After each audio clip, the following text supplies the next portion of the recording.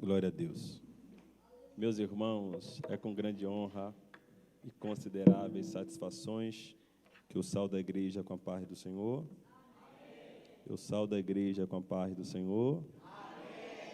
Glória a Deus. Meus irmãos, eu sou grato a Deus por esta oportunidade de estar aqui por mais uma vez. Primeira vez a gente esteve em uma das congregações e, para a glória do bom Deus, nós estamos aqui pela segunda vez, juntamente com essa família abençoada, que é a família do pastor Mota. Deus abençoe, meu pastor José Mota, pela confiança, viu, de entregar o microfone da tua amada igreja. Que Deus abençoe. E em seu nome, eu gostaria de saudar todos os obreiros, meu amigo, evangelista Kennedy. Deus abençoe, tá? É sempre uma honra estar juntamente com vocês. Missionária Mariazinha, Deus abençoe. Toda a igreja de Cristo, que Deus continue abençoando. Meus irmãos, eu vinha no ônibus orando a Deus a respeito de uma mensagem que Deus colocou no meu coração, e Deus falou comigo neste culto desde o começo, e Deus confirmou a mensagem através da vida da irmã que cantou, e ela disse que ela estava no hospital e ela pregou a palavra de Deus para um espírita. E a tal recebeu a palavra e está sendo transformada pelo poder da palavra. Amanhã nós estaremos em uma cruzada evangelística. E o meu desejo é que Deus coloque um amor tão grande no teu coração pelas almas, que amanhã possamos ir para a rua com nosso coração ardendo de amor, para pregar a palavra para os necessitados. E assim como Deus entregou uma palavra para Jonas, Deus irá nos entregar uma palavra. E como amanhã nós estaremos em uma cruzada, nós, e à tarde, se não me falha a memória, estaremos no Porta em Porta, fazendo evangelismo. Então, eu decidi pregar uma palavra evangelística, tá? Abra o teu exemplar bíblico na primeira carta de Paulo a Coríntios, capítulo de número 1, verso de número 10. Eu gostaria de pregar nessa noite sobre 3 ferramentas necessárias para a obra missionária. Glória a Deus. Na medida que os irmãos forem encontrando o texto, se ponha sobre os vossos pés. Glória a Jesus. Aleluias. Amém, meus irmãos?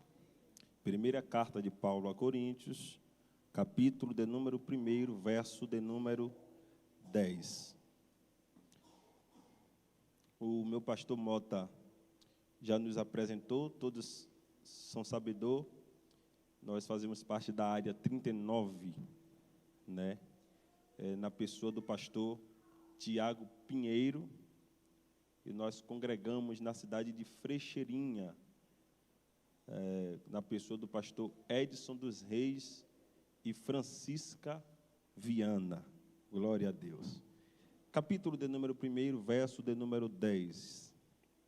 E está escrito: suplico-vos Queridos irmãos, pelo nome de nosso Senhor Jesus Cristo, que concordeis uns com os outros, que falam a fim de que não haja entre vós divisões, antes sejais totalmente unidos, sob uma mesma disposição mental e no mesmo parecer.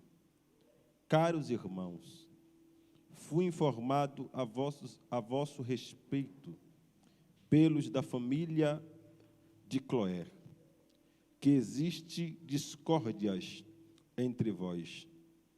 Refiro-me ao fato de cada um de vós afirmar: eu sou de Paulo, enquanto outro declara: eu sou de Apolo, e outro: eu sou de Pedro, e outro ainda: eu sou de Cristo.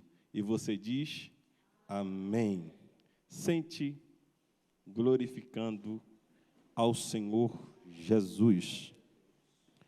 Meus irmãos, nós estamos diante de uma carta, e todos nós somos sabedor que toda carta ela tem remetente, e o remetente desta carta aos 1 Coríntios é o Senhor apóstolo Paulo, quando mesmo estava findando o seu ministério, ou no final do seu trabalho em Éfeso, ele recebe a visita dos da família de Cloé, a fim de trazer algumas informações a respeito da igreja que o apóstolo Paulo,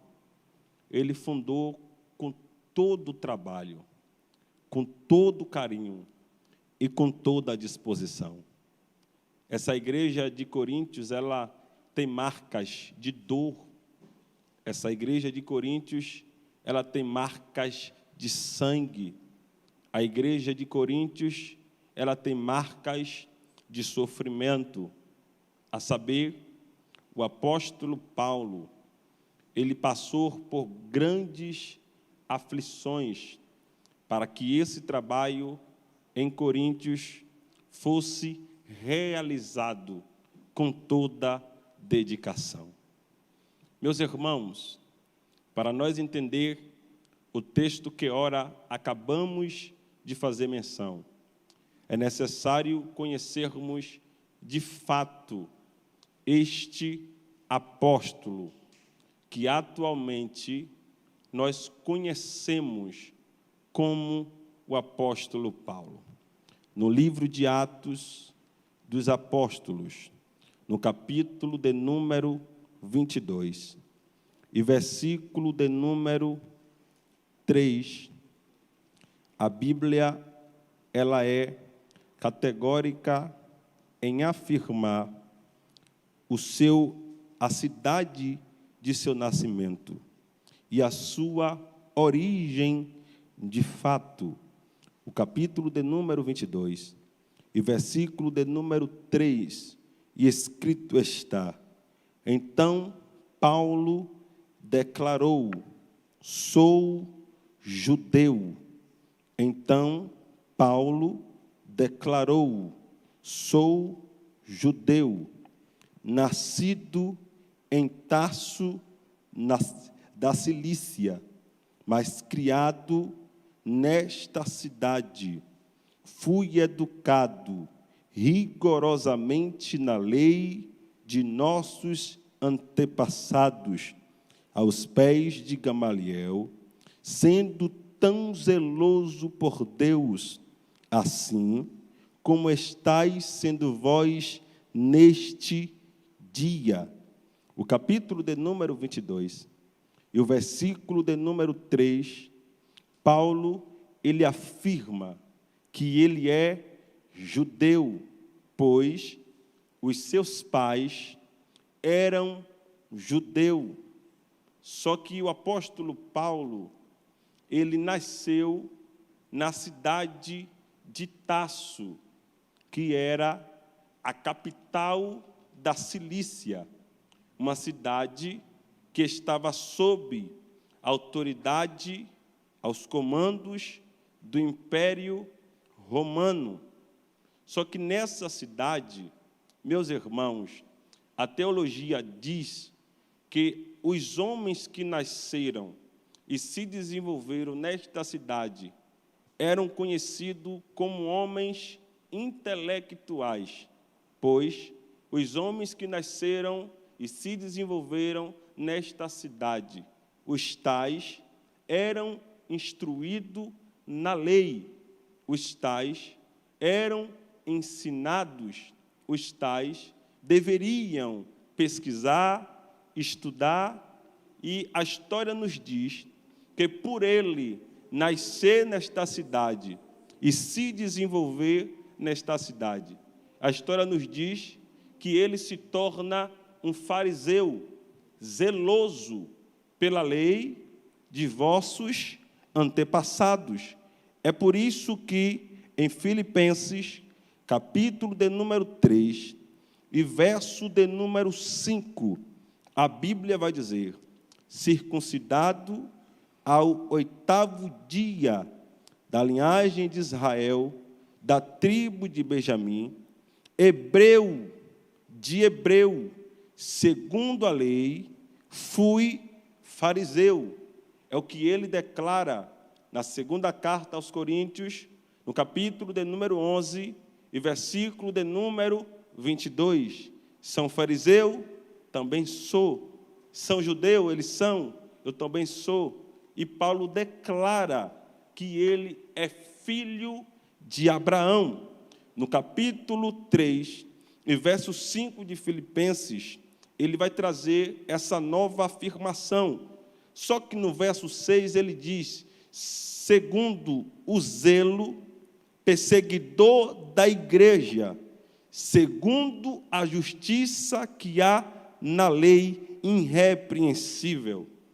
Pois, por ele ser zeloso pela lei, daquilo que ele foi ensinado, daquilo que ele foi instruído, Paulo, ele perseguia a igreja de Cristo, porque ele foi ensinado, zeloso, segundo a justiça que há na lei. É por isso que na segunda carta aos Timóteos, se não me engano, no capítulo 1 e versículo 3, Paulo diz que ele servia a Deus com a sua consciência limpa, pois ele acreditava que ele estava fazendo aquilo que era certo, porém, ele estava fazendo aquilo que era errado. É por isso que em Filipenses capítulo 3, versículo 7, ele diz: mas o que para mim era ganho, sepultei-o, perda por Cristo. Pois Paulo entendeu que aquilo que ele achava que estava fazendo, que era certo, ele percebeu que era totalmente errado. Paulo, ele era zeloso. Paulo, ele zelava. Paulo, ele cuidava daquilo que ele acreditava que era certo. Quando nós falamos do apóstolo Paulo, logo vem ao entendimento de alguém que este foi chamado no capítulo 9 do livro de Atos. Só que nós, meditando na Bíblia Sagrada, Paulo declarou que o mesmo em Gálatas, capítulo 1 e versículo 15, foi chamado desde o ventre da sua mãe. Paulo foi escolhido desde o ventre da sua mãe. Só que o texto vai dizer, em Atos, no capítulo de número 7, que Deus, ele vai falar com o mesmo através da morte de Estevão. Diz a história que os homens pegaram as capas das testemunhas, dos homens que iriam apedrejar. Diz a história que eles lançaram aos pés do jovem Saulo. E o texto vai dizer que no período em que os homens estavam se preparando para apedrejar a Saulo, a Estevão, a Bíblia diz que a face de Estevão resplandeceu. E qual era a posição de Paulo? Paulo estava de frente com Estevão, e ele percebe que no momento em que a face de Estevão resplandece, Estevão olha para o alto e diz: eis que eu vejo Jesus à direita de Deus, pois os céus tinham se revelado para ele.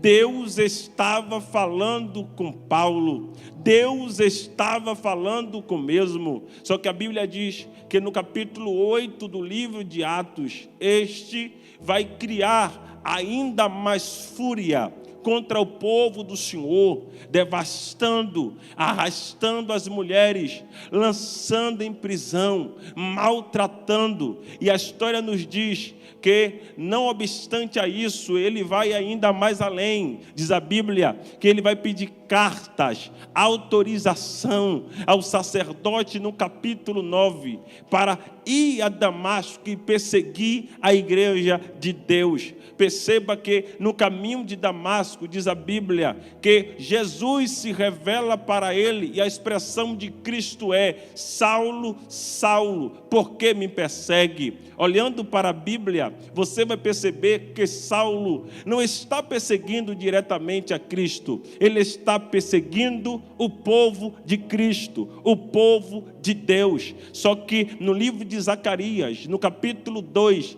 e versículo 8, a Bíblia diz: aquele que tocar em vós, toca na menina dos meus olhos. Certamente Paulo estava perseguindo a Cristo, porque ele estava perseguindo o povo de Deus. Mas Deus tinha projeto na vida dele, Deus tinha plano na vida dele, Deus tinha algo a realizar na vida dele. E diz a Bíblia que a luz de Deus te envolveu. Quando nós percebemos que a luz de Deus envolve a Paulo, a Bíblia está dando a entender que não tem para onde ele correr. Se ele fosse para frente, a luz de Deus estava. Se ele visse para trás, a luz de Deus estava. Se ele fosse para a direita, para a esquerda, a luz de Deus estava. Eu quero abrir um parêntese aqui para lançar uma palavra profética na vida de alguém,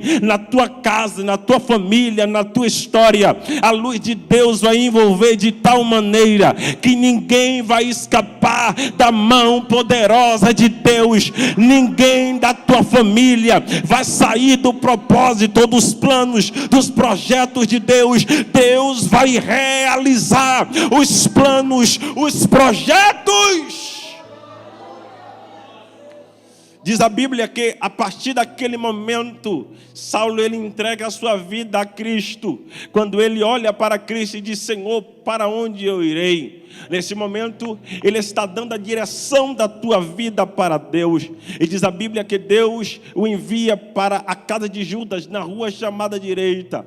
Diz a Bíblia que chegando lá, passando-se 3 dias, 3 noites, jejuando e orando, Deus envia Ananias, coloca as mãos sobre ele. Ele volta a enxergar, porque no meio do caminho ele ficou cego. E diz a história que dali começa o ministério de Deus na vida de Saulo. A igreja de Jerusalém passara por grandes perseguições. A igreja de Jerusalém sofreu com muitas e muitas perseguições após o primeiro martírio cristão. Depois da morte de Estevão, os irmãos ficaram limitados a pregar a palavra. Os irmãos ficaram limitados a levar a palavra do Senhor. E diz a Bíblia Sagrada que com muita dificuldade, com muita luta, luta, os irmãos conseguiram expandir o trabalho, os projetos de Deus. E diz a Bíblia que em Atos, no capítulo de número 13, o Espírito Santo de Deus se manifesta, fala com Saulo, fala com Barnabé e diz: apartai-me, Saulo e Barnabé, para a obra da qual eu tenho chamado. Quando o ministério de Cristo inicia na vida de Paulo, senhoras e senhores, ele vai passar por algumas dores, por momentos turbulentos, porque diz a Bíblia que ele vai ser enviado para a cidade de Coríntios. E diz a história que no período em que Paulo foi para a cidade de Coríntios, meus irmãos, ele foi no período mais árduo, ele foi no período mais difícil, ele foi no período mais complicado, pois a idolatria e a prostituição estava tomando conta de Coríntios. A idolatria e a prostituição era o foco principal de Coríntios. Existia no templo aproximadamente 1000 sacerdotisas que trabalhavam, aleluia, a fim de adorar a deusa a Vênus, a deusa Diana. Essa deusa, ela era reverenciada em Coríntios através da prostituição. As sacerdotisas entendiam que ela, vendendo o seu corpo, que ela se prostituindo, elas estavam adorando essa deusa. Todos os homens que entravam dentro da cidade de Coríntios a fim de se prostituir, a palavra que eles usavam dentro do templo era: vamos corintianizar, que quer dizer vamos praticar prostituição. E através deste ato, elas entendiam que elas estavam adorando essa deusa. A cidade de Coríntios era a cidade que mais trazia uma rentabilidade para o Império Romano através da prostituição. Paulo, ele desce para Coríntios no momento mais difícil da qual a cidade de Coríntios estava vivendo. O povo estava voltado para a idolatria, o povo estava voltado para a prostituição. Imagina neste período, senhoras e senhores, você tentando levar a verdade, você tentando pregar a verdade, mas você percebe que muitas pessoas não estão dando ouvido à palavra da qual está sendo pregada. Quantos de nós aqui não já saíram para pregar a palavra? E quantos de nós já não voltamos para casa frustrados? Porque você foi pregar com bastante amor, você orou, você consagrou a tua vida e parece que nada aconteceu. Muitos de nós já foi até apanhado na rua, muitos de nós já foi até xingado na rua, chicoteado na rua, porque estava pregando a palavra. Nos momentos atuais, senhoras e senhores, não é tão diferente assim. O povo está voltado para o pecado, o povo está voltado, aleluia, para os seus desejos carnais e não está nem aí para Deus. Mas nós estamos pregando, mas nós estamos perseverando, assim como Paulo perseverou em Coríntios, e com muita dificuldade, senhoras e senhores, as pessoas de Coríntios começaram a se converter através da pregação de Paulo. Mas por que elas começaram a se converter? É porque Paulo não desistiu no primeiro não.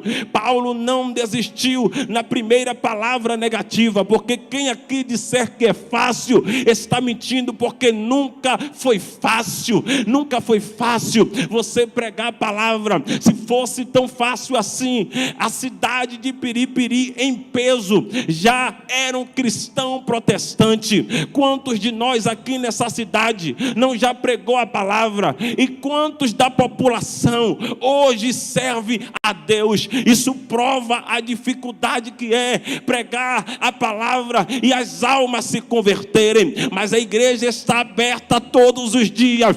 Isso significa que a igreja está perseverando no Senhor. E se a igreja está perseverando, você pode ir até plantando, chorando em lágrimas, você pode até ir com dor, você pode até se sentir decepcionado, angustiado, mas aquele que planta com lágrimas, eles irão colher com alegria. Eu vejo uma grande colheita para a igreja como a 10ª na cidade de Piripiri. Continua plantando, meu filho, continua pregando, meu filho. Paulo disse: eu plantei, Apolo regou, mas Deus deu o crescimento. Continua pregando. Paulo continuou pregando. Paulo perseverou na pregação. Paulo perseverou na palavra. E quando as prostitutas, a cidade começou a se converter através da pregação de Paulo, logo Paulo vai ser apanhado em Coríntios, logo Paulo vai ser chicoteado em Coríntios. Olha aqui, meus irmãos, quem pensou que era fácil, olha Paulo apanhando por causa da palavra, olha Paulo sendo chicoteado por causa da palavra. Quantas vezes Paulo não foi preso por causa da palavra? Em Jerusalém preso, em Éfeso preso, em Éfeso ele foi preso, e essa prisão foi tão árda que Paulo desacreditou que sairia de Éfeso vivo, e ele escreveu: para mim o viver é Cristo e o morrer é lucro, porque ele desacreditou que possivelmente sairia daquela prisão vivo. Olha a prisão de Paulo em Roma, Kennedy. Diz a Bíblia que quando o imperador Nero tocou fogo em Roma e começou a acusar a igreja, começou a acusar os irmãos, que os irmãos começou a ser perseguidos, apanhados, mortos. Diz a Bíblia na segunda carta de Paulo a Timóteo, no capítulo de número 4 e verso de número 9: Timóteo, procura vir ter comigo depressa, porque Dimas, amando o presente século, me abandonou. Tito me abandonou, Crescente me abandonou. Olha aí, as pessoas que estavam no lado de Paulo, no momento de dor, no momento de desespero, no momento em que ele desacreditou, pois ele disse: eu já estou prestes a ser entregue por libação, por sacrifício vivo. Combati o bom combate, acabei a carreira e guardei a fé, pois para mim a coroa já está preparada, mas não só para mim, mas para todos aqueles que perseverarem até o fim. Paulo olhou para o seu momento, Paulo olhou para a tua situação, olhou para a direita, para a esquerda, para trás, para frente. Dimas sumiu, Crescente sumiu, Tito sumiu, mas o que me alegra é que a Bíblia vai dizer que Lucas permaneceu do seu lado. É Deus dizendo para você: ainda que muitos te abandone, todavia Lucas estará com você. Se você acredita nessa palavra, esboça com uma reação.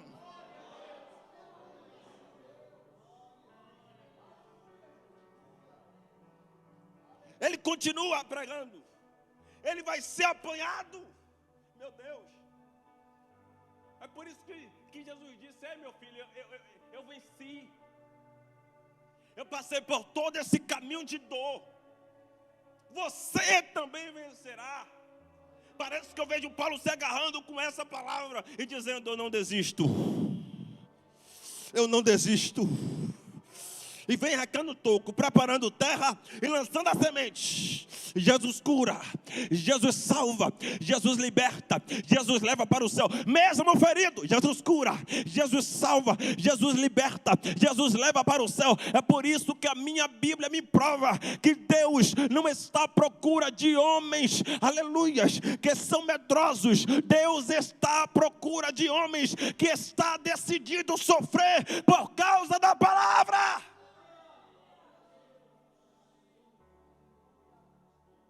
O historiador diz que no período em que Paulo se feriu, o historiador diz que Lucas, ele desce para os Coríntios, o médico amado que se formou no Egito, cirurgião de mão cheia. O historiador vai dizer que ele desce e cura as feridas de Paulo. E nesse período, irmãos, Paulo ele vai usar estratégias, habilidades para conquistar Coríntios em peso. Venham, eu tenho um médico para curar as suas feridas, mas eu tenho uma palavra que vai mudar o rumo da tua alma. As pessoas que, irmão, médico naquela época era pago. está pensando que é só hoje. Não. Sempre foi. Uma das profissões mais desvalorizadas. Era pago. As pessoas vinham, se converteu e diz a Bíblia que Paulo, ele fundou um trabalho em Coríntios. Irmãos, e a igreja de Coríntios era tão avivada, que a Bíblia diz que não faltava dons espirituais. A igreja de Coríntios era uma igreja cheia de Deus. Irmão, você entrava dentro da igreja de Coríntios, logo alguém tinha visões. Entrava dentro da igreja de Coríntios, tinha profetas lá dentro. Homens e mulheres compromissados. Deus derramou tudinho lá. Recebe. Uma igreja avivada. Quem olhava para Coríntios não acreditava no que estava vendo. Quem viu o estado de Coríntios lá atrás e vê o presente de Coríntios se surpreende. Como é que pode? A cidade da prostituição, badalada, era gente de todo lado, indo para lá, se prostituir. Agora é uma cidade missionária. Olha aí que amanhã a gente está na rua, viu? Batendo perna. Já vou falar com quem disse que amanhã cedo já estou no ponto. Agora é uma cidade missionária. Quem olha para Coríntios desacredita do que está vendo, irmãos. Mas foi preço de sangue, de dor, de alguém que não desistiu na primeira pancada. Homens que desistem na primeira pancada nunca está preparado para prosseguir. Ele nunca vai para frente. Tem gente, irmãos, que está dentro da igreja e é cheio de mimimi, cheio de 9 horas, qualquer coisa quer se desviar, qualquer coisa quer abandonar tudo, irmãos. Nós lemos a Bíblia Sagrada e nós conhecemos homens na Bíblia que passaram por caminhos de dor. Nós temos todas as regalias que naquela época não tinham. Olha eu pregando em um som digital, maravilha. Olha aqui, ar-condicionado. Data show, tinha isso naquela época? Não, era gogofone. Ó, uma igreja com ar-condicionado, maravilha. Sentei aqui, ninguém mexe comigo. Qualquer coisinha, não vou mais não. Nunca leu a Bíblia. Depois que Paulo funda o trabalho em Coríntios, ele vai para Éfeso. Depois que ele vai para Éfeso, a Bíblia diz que a igreja vai receber a visita de quem? De Apolo. Quem era Apolo? Bispo da igreja de Cesareia. Varão eloquente, estudou aonde? Na faculdade de Alexandria. Apolo não era pouca coisa não, irmãos. Se Apolo visitou a igreja de Coríntios, esse Apolo levou foi pão grosso, mocotó grosso. É tanto que Paulo disse, eu plantei, e Apolo regou, e Deus deu crescimento. Apolo pregou a palavra, viva, pura, sem mistura. Apolo prega de um jeito que a igreja diz assim, rapaz, eu estou com Apolo. Eu sou muito novo. A gente tropeça em palavra. Se fosse Apolo nessa época, o pastor Mota nem me dava a oportunidade, só ia dar Apolo. Eu queria saber como é que ele iria se virar em atender tanta agenda. Os irmãos da igreja de Coríntios olham para Apolo e dizem assim, rapaz, eu estou com esse cara. Esse cara aí é diferenciado.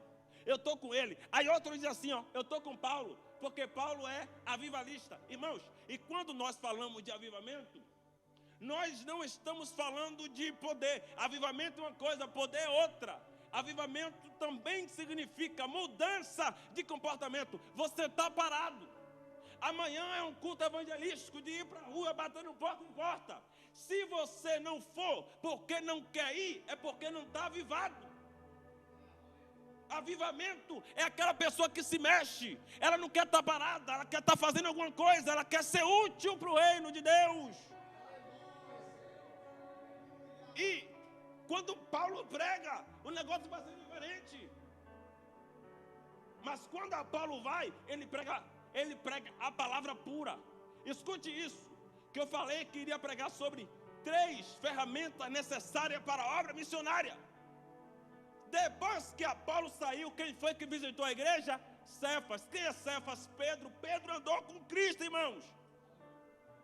Pedro era poderosão, Pedro era terrível. Quando Pedro entra na igreja de Coríntios, irmão, um milagre vai acontecer, sinais vai acontecer. Quem é cego vai ver, aleijado mandar milagres. Vai acontecer. Só que a Bíblia diz que quando os irmãos veem a pregação de Pedro, eles dizem assim, ó, eu estou com Pedro. Aí uns dizem, eu sou de Paulo. Outro vai dizer, eu sou de Apolo. E outro diz, eu sou de Cefas. A igreja se divide. E nos nossos dias não está diferente. Tem muita gente que quando descobre que é fulano de tal que vai pregar, hoje eu não vou para o culto não, porque é aquele irmão enjoado que vai pregar. Hoje eu não vou para o culto não, porque é fulano de tal que vai dar a palavra. Eu entendo que quando alguém abre a Bíblia, é Deus que está falando. E quando você não vem para o culto, porque é A, B, C que vai pregar, você está deixando de ouvir a voz de Deus. E para mim, meus irmãos, a pior geração, segundo a teologia aponta, é a geração que diz assim, ó, eu sou de Cristo. Você lê o texto e se você passar desapercebido, você entende que essa geração é a melhor geração, mas na verdade é a pior. É a geração que diz assim, ó, eu sou de Cristo. Por quê? É a geração que não quer ser submisso à liderança, à autoridade eclesiástica. Para mim, obreiro bom, homens de Deus que são bons, não é aquele que prega bem, não é aquele que tem conhecimento, palavras eloquentes, não é aquele que é doutor, bacharel, não. Para mim, obreiro bom é aquele que é submisso à autoridade eclesiástica, à autoridade que é constituída por Deus. O próprio Jesus deixou isso como exemplo. Ele sendo Deus, ele foi até João Batista e diz, eu quero ser batizado por você, mas como pode? Eu não sou digno nem de desatar as sandálias dos teus pés e você vem até mim. É porque Jesus entendia que ele precisava estar debaixo de uma autoridade eclesiástica. E se você não obedece o seu líder, meu irmão, pode ter certeza que você está andando por caminhos tortuosos. Você pode estar na igreja,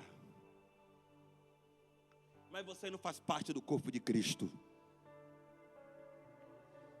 Se você não é submisso, quando o pastor fala, você faz cara feia.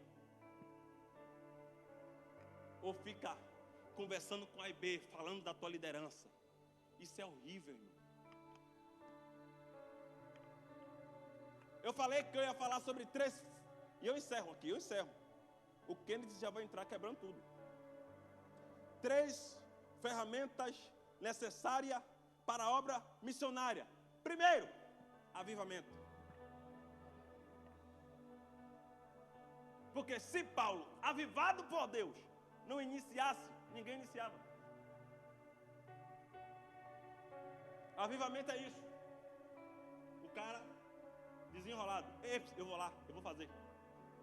Antes do pastor pensar, irmãos, eu estava conversando com o pastor Nazareno no Porto de Ipu.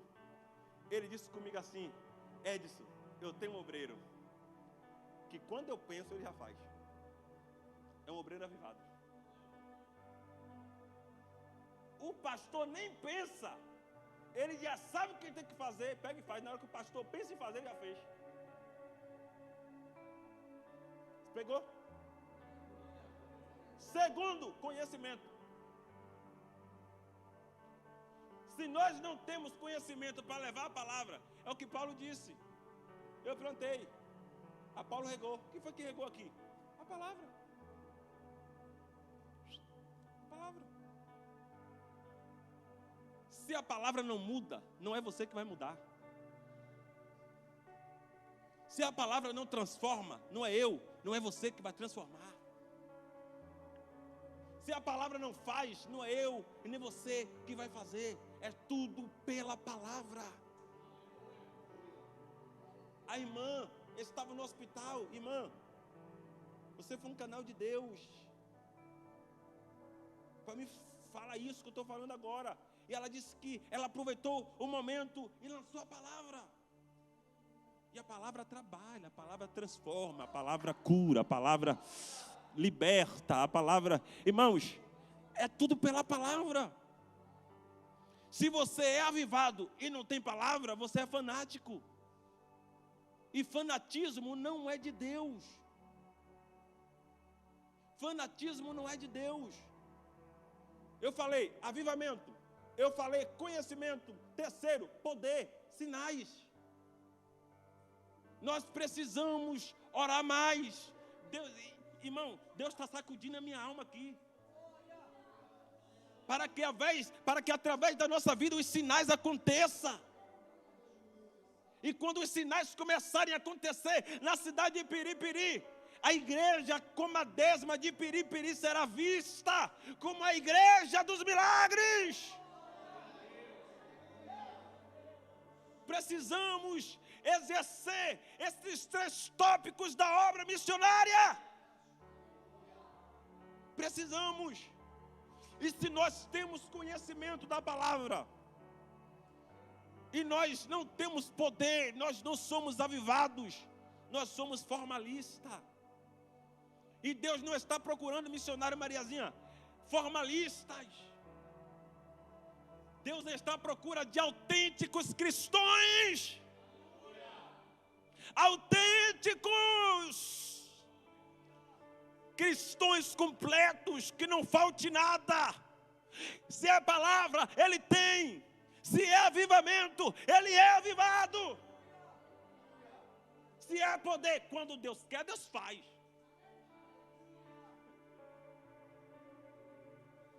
E a família de Cloé se preocupa, e aqui eu encerro. E vai até Paulo e diz: Paulo, a igreja está se dividindo. Porque depois que você saiu, fulano de tal visitou, e a igreja não é mais a mesma. Você precisa ir resolver esse problema. Eis a questão de porque existe a carta aos Coríntios. Que depois que a família de Cloé vai lá e anuncia para Paulo o que está se passando dentro da igreja, Paulo envia Timóteo para lá. E Paulo, preocupado dos irmãos não receberem a palavra de Timóteo, ele escreve a carta para que a carta chegue primeiro que Timóteo. E que carta é essa? É uma carta pastoral, a fim de restabelecer a doutrina que foi posta, os princípios. E nós precisamos disso. E o pastor Kennedy irá ministrar agora. Se quiser entregar o microfone para o pastor, já pode. Mas escuta isso aqui. Escuta isso. Você precisa ter a sua alma incendiada de amor pelas almas,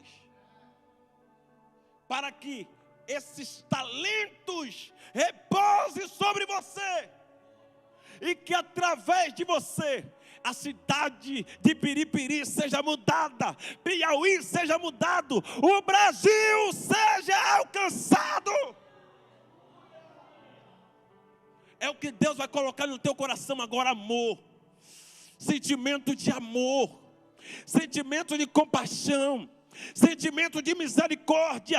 Deus vai implantar em você agora. E esse sentimento de amor que Deus irá colocar no teu coração vai ser tão grande, tão extraordinário, que você não vai faltar um evangelismo. E aonde você estiver, você vai pregar a palavra. Deus está implantando em você o sentimento de amor, de amor, de amor. Quem deseja receber esse sentimento, quem deseja, feche os teus olhos, em nome de Jesus de Nazaré. Meu Deus, meu Pai, eu entrego o microfone, meu Pai, dessa igreja, mas eu mesmo preciso, necessito ministrar agora esse sentimento, Senhor. Meu Deus, em nome de Jesus, assim como o Senhor implantou em Coríntios o avivamento, o poder e conhecimento, implanta no coração da tua igreja agora esse sentimento, essa virtude, e que a igreja de Piripiri seja a maior pescadora de alma do país, em nome de Jesus. Receba de Deus agora o avivamento na tua alma, na tua vida, na tua história. Recebe, recebe, recebe. Eu já vejo pessoas ligadas e te mandou a sé, alamandou a sica, lamando e a raua, iribicando, comandar a súbria.